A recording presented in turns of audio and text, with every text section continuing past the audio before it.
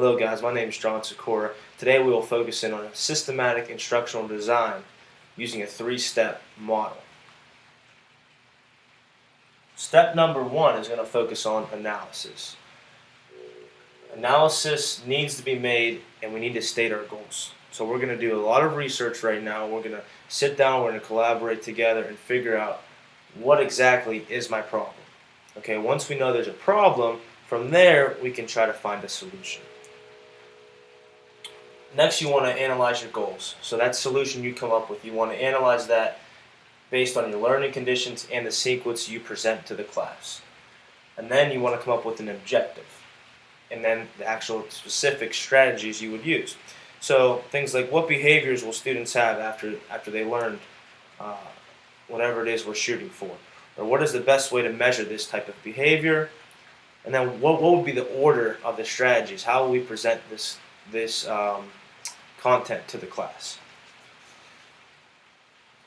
Moving into step two, we want to design, develop, and implement. Okay, so from here we want to design, develop, assessment, instructions. So what instruments are going to be needed for this assessment here? Next, we want to focus on design instructional strategies. So what instructional events are needed to complete this exercise? So we want to focus on Gagne's 9 events of instruction to provide content to the class.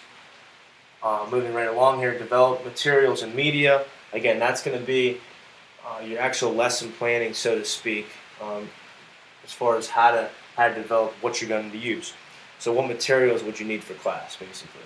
And then lastly, you want to develop the learning environment. You have to take into consideration the environment that you're going to be teaching in, whether it's a classroom that has computers, whether you're in a lecture hall.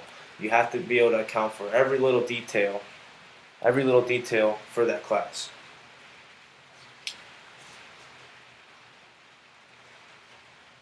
Next, we want to focus on evaluation and revision.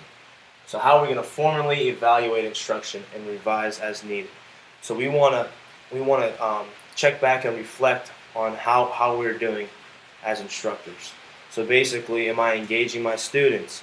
What changes do I possibly need to make? The last part is optional. That's how you involve a summative evaluation based on your instruction.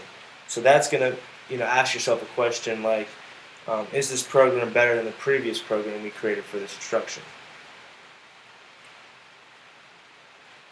Again, guys, here's my source. I use my textbook provided in class.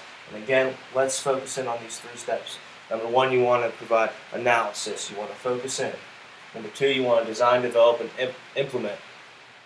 And number 3, you want to sit back and evaluate and revise that lesson you made. Hope you guys enjoyed it. Best of luck to you.